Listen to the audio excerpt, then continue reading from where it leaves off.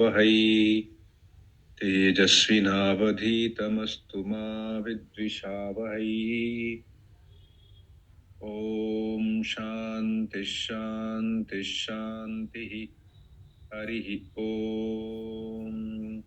भद्रं कर्णेभिः शृणुयाम देवाः, भद्रं पश्येमाक्षभिर्यजत्राः, स्थिरैरङ्गैः स्तुष्टुवागंसुस्तनूभिः व्यशेम देवहितं यदायुः। स्वस्ति न इन्द्रो वृद्धश्रवाः, स्वस्ति नः पूषा विश्ववेदाः, स्वस्ति नस्ताक्षो अरिष्टनेमिः, स्वस्ति नो बृहस्पतिर्दधातु। ॐ शान्ति शान्ति शान्तिः। हरिः ॐ। स्थापकाय च धर्मस्य सर्वधर्मस्वरूपिणे अवतारवरिष्ठाय रामाय ते नमः। नमः श्रीयतिराजाय विवेकानन्दसूरये सच्चित्सुखस्वरूपाय स्वामिने तापहारिणे।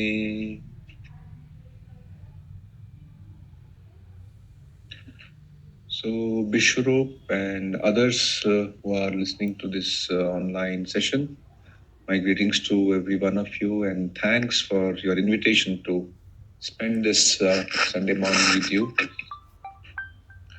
I have had the opportunity of visiting the Shibpur College, Engineering College, about 2.5 years back when I was invited to speak to the newcomers, the freshers. So there was some program for orientation, a week-long program. So one of them was a lecture. There were lectures by other monks too. So I was one of them. I spoke there, and I also remember having carried with me a copy of lectures, a call to the nation, around 500 copies, and which I presented to all our friends there. So I'm happy that I'm here to spend time with the ex-students of the same institute. Of course, Bishrup I had opportunity of meeting once when I was in, I had come on a visit to Shilpa Mandira. And you have already heard that I had a long association with the Vivekananda Study Circle. So I will rather keep this talk very, within very informal way, not make into a very academic talk. So I'll be more interactive and from the viewpoint of a very practical approach to life and Swamiji's ideas, particularly in case of youth. Swamiji's Tithi Puja is coming on 12th. Not Tithi Puja, is birthday. Tithi Puja is on 4th of February. So when I was a college student, Swamiji's birthday was declared National Youth Day, sometimes in 84 or 85. And it was a big celebration. The first National Youth Day took place in New Delhi, Ramakrishna Mission. At that time, the Vice President of India, who was at that time Dr. R. Venkatraman, he presided over the function, and there was Dr. Karan Singh and some other young speakers. So that's how the journey of celebrating National Youth Day started. The story goes that there was a meeting presided over by Mrs. Indira Gandhi as to whom we should select as the national youth icon. And there were a number of names suggested, including that of, I think, one politician, young politician also.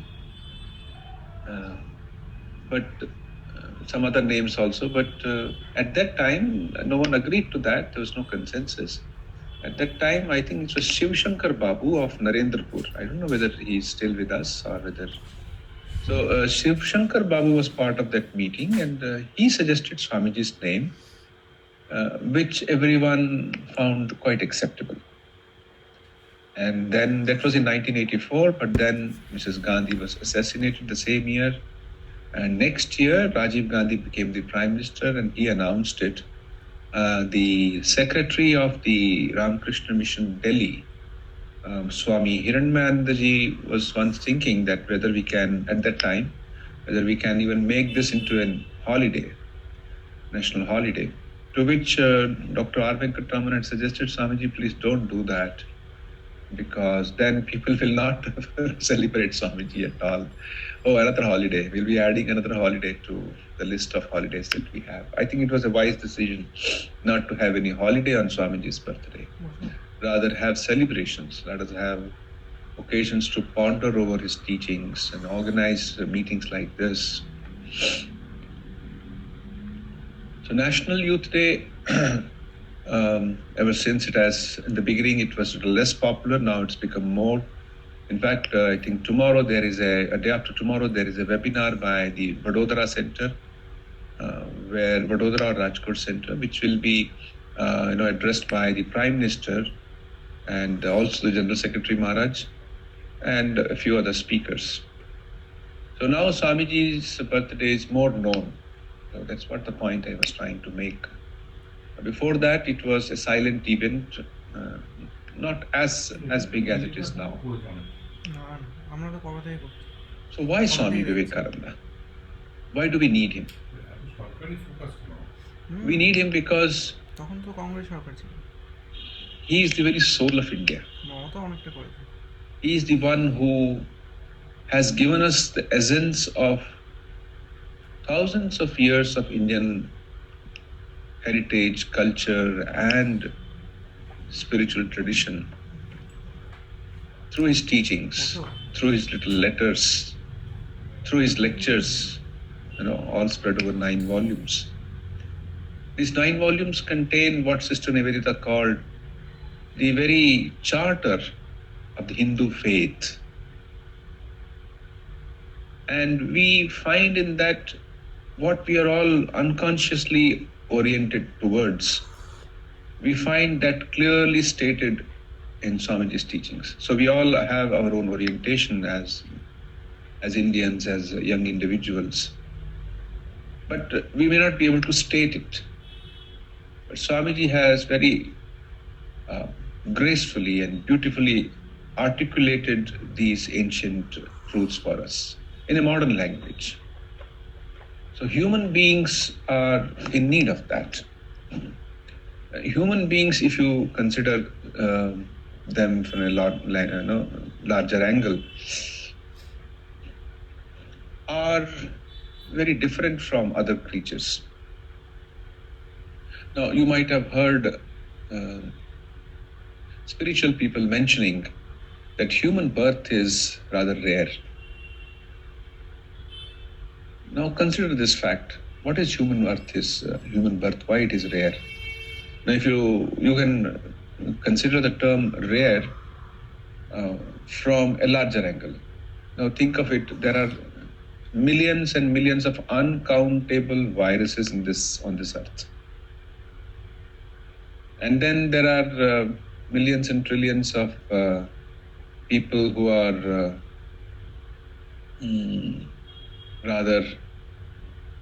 let's say there are birds, there are reptiles. Compared to that, what we find as human beings are much smaller.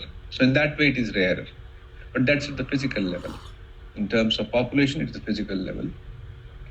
But what's more important about human beings is that they have an opportunity, they have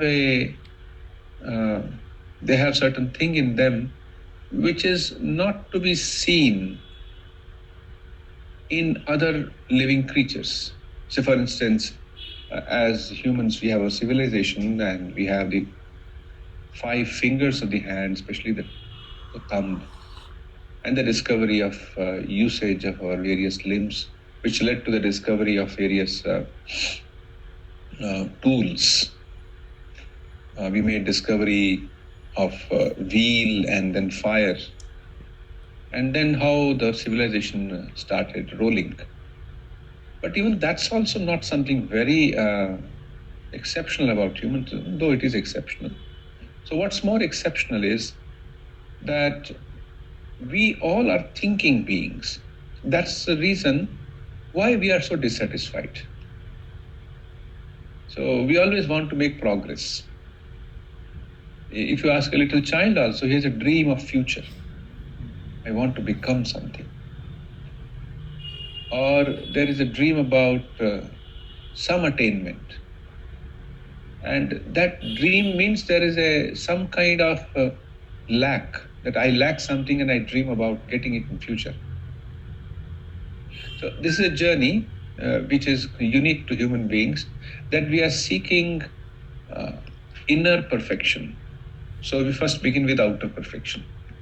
Generally, we are trying to seek perfect things. So we want to have a perfect railroad, a perfect political system. We want to have a perfect roads, perfect human beings around us. We want to have perfect society, family, office. We somehow want to come out of imperfection. So that's why there is struggle. There are rules. But then we find ultimately that external civilization, though it's important, though it's where we live in, so it is essential for us. But what's even more important is that I must have inner perfection. And this struggle for inner perfection has given rise to what we call as spirituality. And Swamiji's teachings, Swamiji's life, Swamiji's character, his personality, his message is all suffused with this spirituality. Swamiji called it as man-making education, man-making religion. Man means this perfect man, inner perfection. And how this is a journey from imperfection to, let us say, lower type of perfection to higher type of perfection, and yet more higher type of perfection. So when we are speaking of perfection, we are speaking that we should have energy, we should have strength to attain that. So now you consider this, that we all need energy. So we begin with the understanding of the very idea of energy. First is the ideal. The ideal is that we are seeking perfection. We are seeking ultimately the spiritual perfection. Though we have a need for other perfection also, but ultimately it is a spiritual perfection. So I'll come back to that again. So let me say about energy and power or strength. Three types of strengths we have. One is the physical strength, the Bahu Balam. Then we have the intellectual strength, the Buddhi Balam. And then we have the spiritual strength, which is Atma Balam. So Bahu Balam, Buddhi Balam, and Atma Balam. As a human being, we need all three. As men of characters, we need Atma Balam most. So we begin with the Bahu Balam. We need to be physically strong. Any life worth living is a life of strength. So you must have stamina, you must have developed enough bodily stamina and strength, which means you have to adhere to, you have to respect the laws of health, laws of self-control, laws of that which is very essential for keeping us alive. So we take the right kind of food and the right quantities at the right time. We have rest.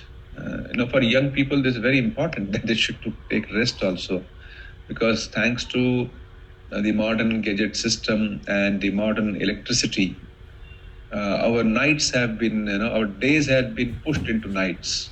So our working time, we do not know where to draw a line. Some people are reading till 3 o'clock, or they read the whole night, and there are so many economic activities that are happening at night.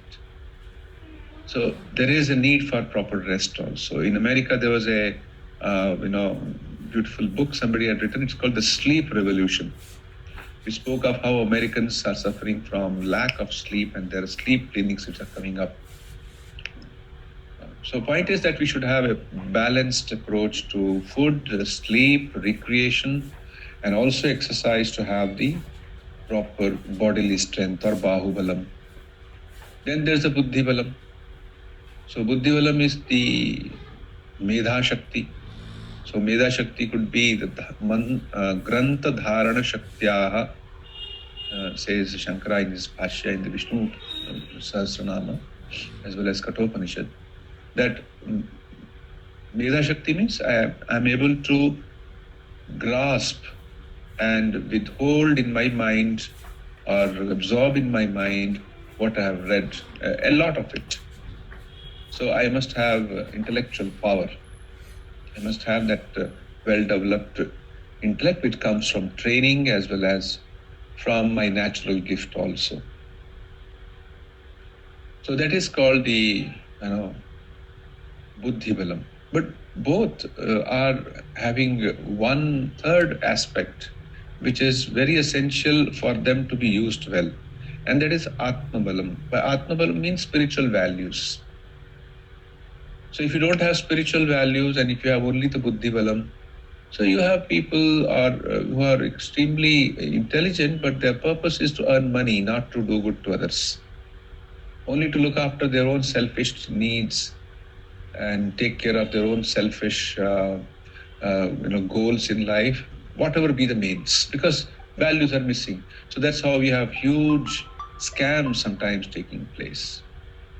Well, billions of rupees or dollars are taken away, which, it's all dishonest way of doing things. Or it could be any other such way where a lot of intellect is involved, but because of the values absence, it is wrongly involved. Similarly, buddhi balam and bahubalam also. If it is not guided by atma balam, then all these physically strong people will overcome us. So we need physical strength, which is natural to us. We need to cultivate it. Then we need buddhi balam, and we also need, most important, spiritual or the atma balam. So atma balam means I stick to values. So if suppose you have got tremendous intellectual, you are maybe double PhD, you have done 2 PhDs, means postgrad also you have done, postdoc also you have done. But if you don't have this basic character, which is sticking to certain values, instead of being a gift, you could become a curse for the society. It's very important that I develop the Atma Balam or Charitrik Shakti for my complete development.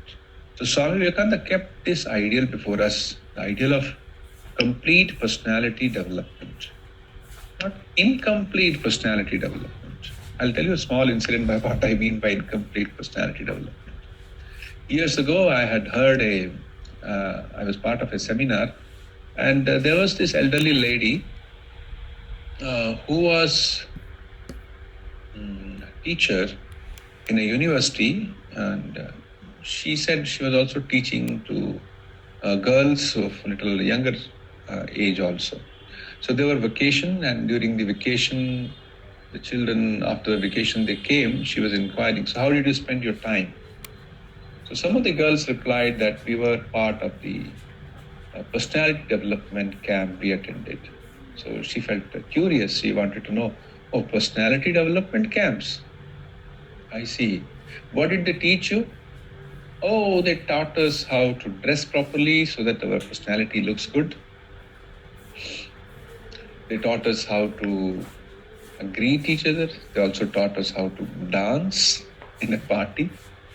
They taught us how to do all kinds of things which we thought is good for our personality. Then she asked, did they teach you about truthfulness? No. Did they teach you about compassion or self-control? No. Then what kind of personality development did they teach you? So this is only external shell. Swamiji in one of his teachings says, this is one of the defects of the modern education. That is, we take care only of the external. We forget the internal. So we are more into livelihood than learning to live. So livelihood is important because everybody needs to have a livelihood. He should stand on his own feet. There should be enough money to support him, enough resources to keep his physical needs, his other needs to going on. We need that. But to say that's the only purpose of education is, it is known as, in Sanskrit, it is known as Ardha Jarati Nyaya. The word Ardha Jarati Nyaya means a simile of, or example of, Ardha Jarati. Ardha Jarati means, suppose you have got an egg. You break the egg and you make omelette with half of the egg, and then you think the remaining part of the half egg will be used for making a chick. I'll hatch a chick out of it. How foolish. How foolish. So we should not think of education in this Ardha Jarati Nyaya style. So Ardha Jarati is making fun of the whole thing. We should rather think of the complete education, which is complete man-making or complete personality-making. And in this completeness, Swamiji speaks of development of the three faculties that we all have. We are all born with those three faculties. And so when development of our personality means development of these three faculties. So there is a head to think, heart to feel, and hand to work. So head to think, so you should think well. Unfortunately, most people even can't think properly. They are very poor thinkers. They only think in terms of very limited perspective. They can only think in terms of their selfish interest. So their thinking is itself not very grown. So they become very clever, chalak. ওরা খুব চালাক হয়ে গেছে, হ্যাঁ, কিন্তু ওরা বুদ্ধিমান হয়নি, চালাক হয়ে গেছে। বুদ্ধিমান if means his intellect is not fully developed. I mean, chalak means buddhi is not fully developed. So first of all, we should become a buddhiman. So buddhiman is one who has a well-developed intellect, who can factor in the role of other things in his life.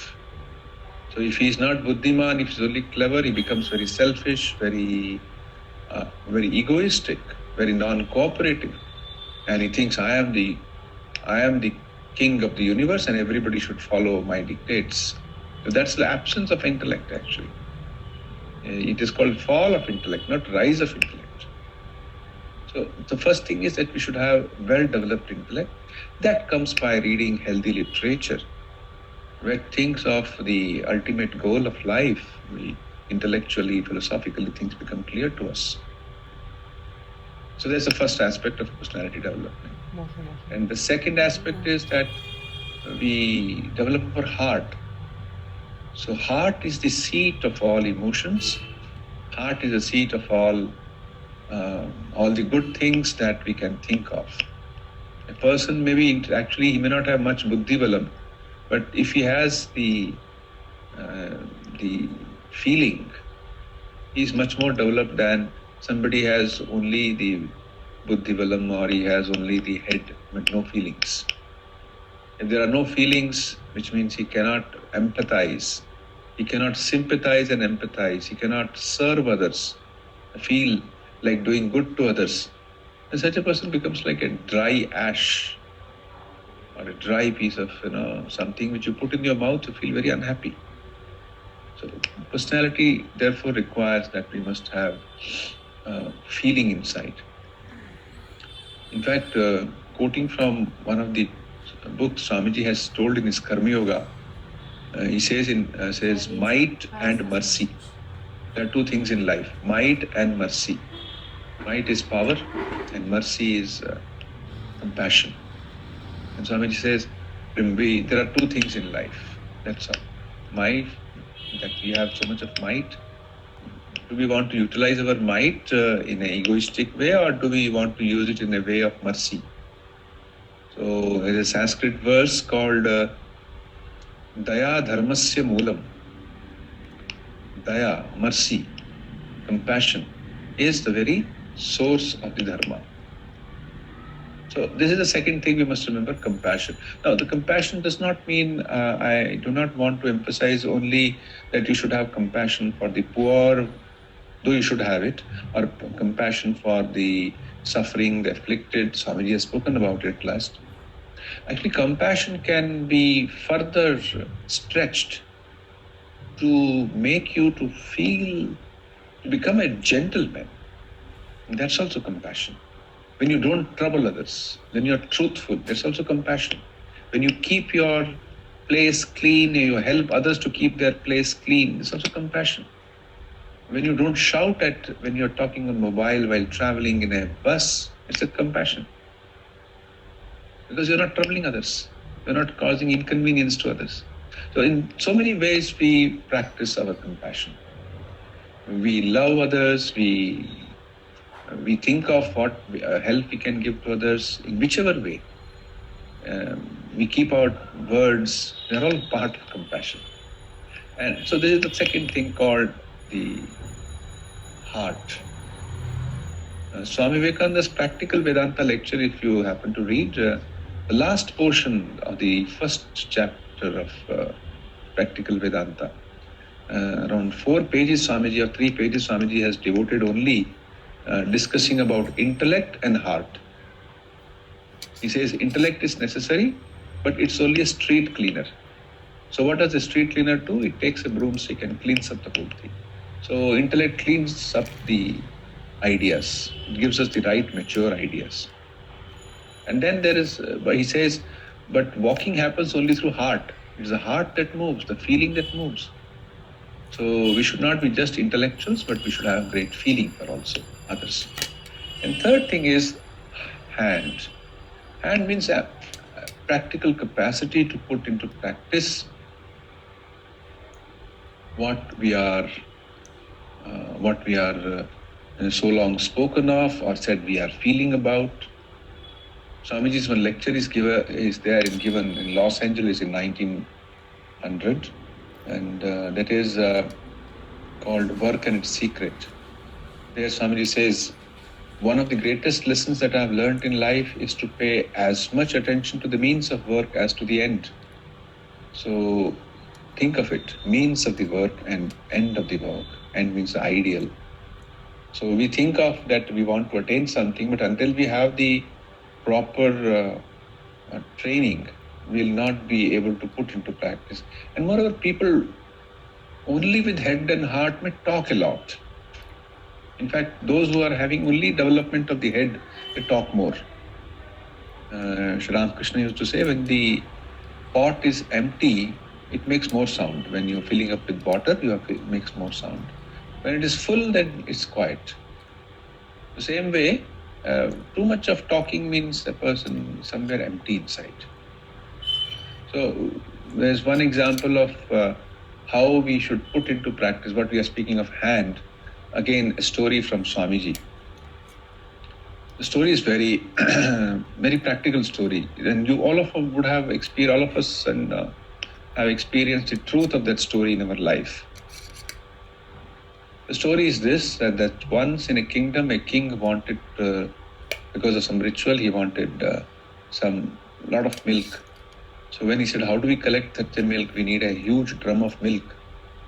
It was suggested that you put the milk in drum in open, and we announced that night people can come and pour their milk. Because if we say, now you bring milk, then there'll be, some can bring less, some more, so there'll be some kind of a discrimination and people may feel little inferior or superior, there may be misunderstandings. So let us make it anonymous. We'll keep the drum there, people will be asked to pour their contribution at night, that's it. And morning we'll have the milk. So plan was very simple. So they kept it. Morning when they went to see the drum, when they opened it, they found there was no milk. It was only water. So what had happened? Everyone thought, well, others have poured milk. What happens if I pour a little water in that?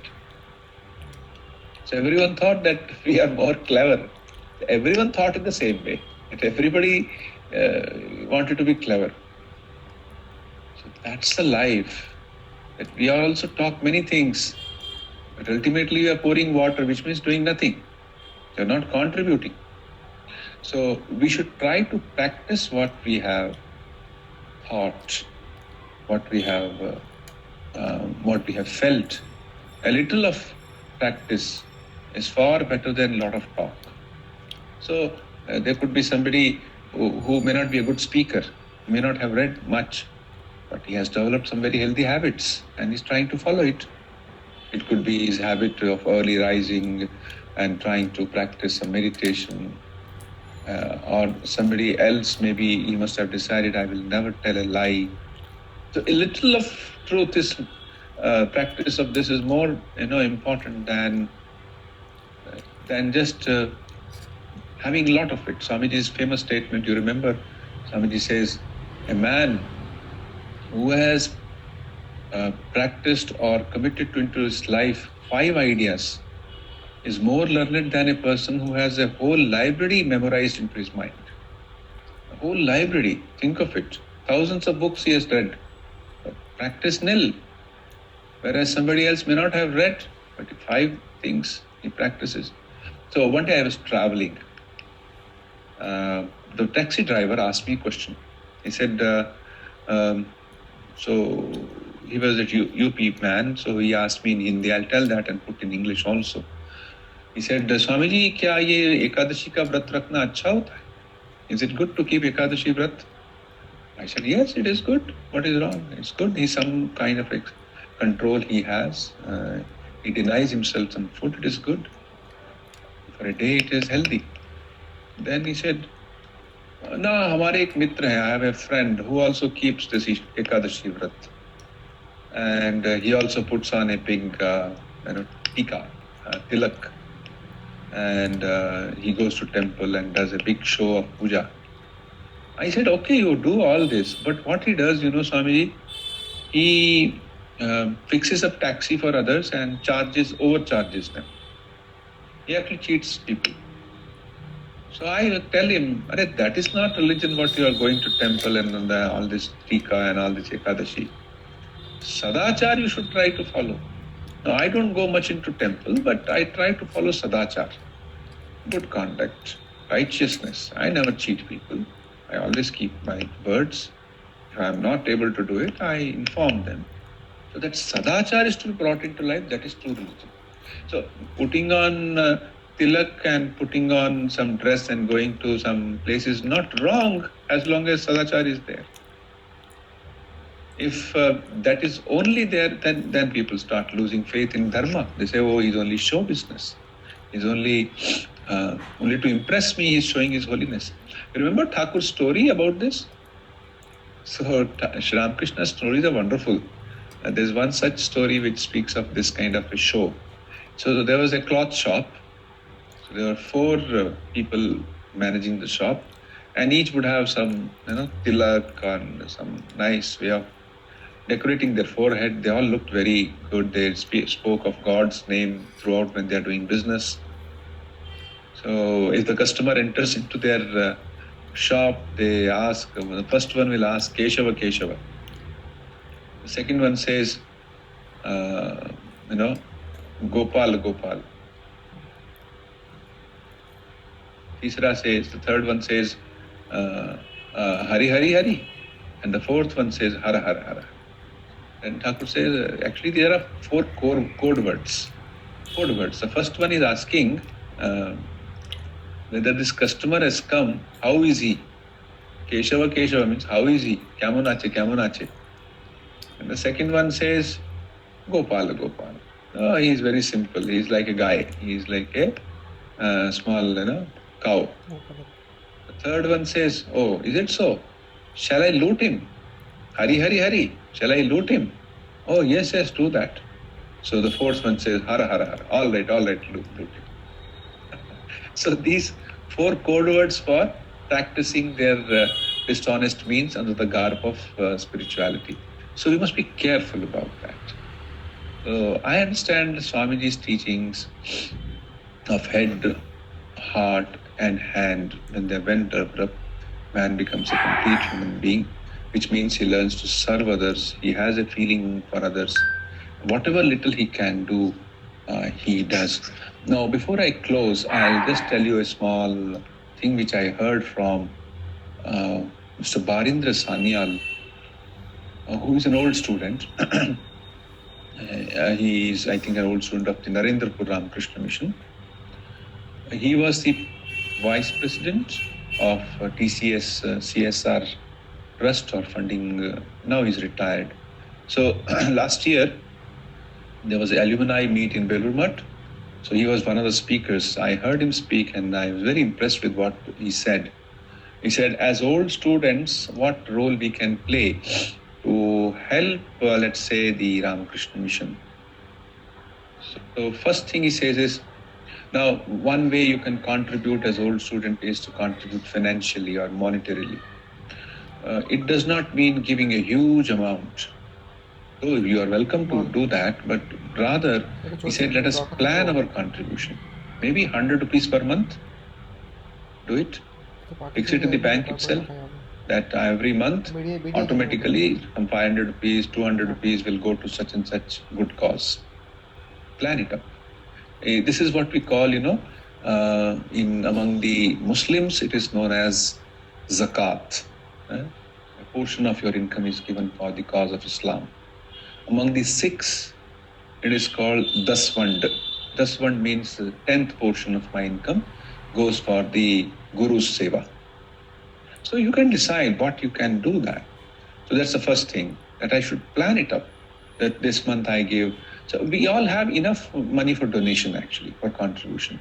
Maybe you save one meal, so going to a hotel, so you save 200 rupees. Okay, this I will give it for somebody. You must have that feeling, first of all, that I must help. First thing. Second thing, he says, but it's also, we may plan it up and it may be possible that I can help, but there may be possibilities that I don't have enough money. It doesn't matter. You can contribute at other ways. For instance, you are working in a corporate body or in a government office, and you suddenly find under a CSR scheme or under some such provision, there is a possibility of, if you apply, you will be helped. So you know that scheme and you tell to the Swamiji in charge somewhere, some whom you know, Swamiji, if you have any requirement, to please apply for it. This scheme has come. Inform them, give them knowledge. So that's also a seva, which is very important, because today when we don't do it, most of the money goes to a lot of unwanted causes, where most of it is just swallowed up. CSR funding is swallowed up. It is not properly utilized. So give the right information to the people. Third thing he said, suppose even that's not possible for you, you don't have such an opportunity. He says, then you can personally go and help and serve any ashrama on whichever way. Maybe once a month you go, twice a month you go, once a week you go and serve there. You take part in the celebrations and serve there. Some physical, what you call as shramadhan you do. You don't have the arthadana, but you can do shramadana. Wonderful, please do that. Suppose even shramadana is not possible because of your lifestyle, your work, and maybe you are very busy, and maybe there's no center of the Ramakrishna Mission in your town or nearby. It's very far off. It's not practical for you to go. It's 60 kilometers. So what do? He says there's another way. Another way is that suppose you have got a Facebook, you go and like it. And suppose you have friends, try to spread them. You take some pamphlets or take small books and give them to others. I remember having seen this in a nursing home in Mysore. Its name was Aditya Nursing Home. Right at the counter of the Aditya Nursing Home, there's a tray containing a very small little book. I think not even Daspek Vivekananda, Sparks from Vivekananda, maybe some 20 pages. So he's kept it for free.